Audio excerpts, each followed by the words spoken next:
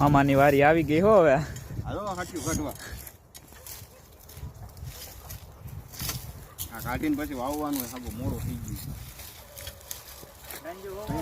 હે ને વાડીએ કામ કરવા આવું હો. એવું ન એક જ રાખવાનું.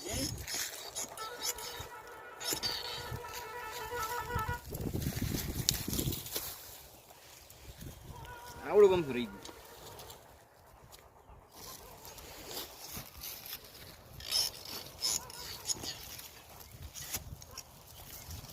પોતા કાઢ નાખે હો મામા પણ. પોતાને હાથીઓ કાઢી નાખે.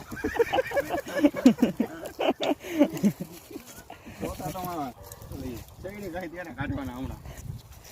અહીંયા થોડુંક એનર્જી વેસ્ટ થઈ જાય ને પછી હમણાં શેરડી ખાય ને ત્યારે સોતા કાઢી નાખવાના.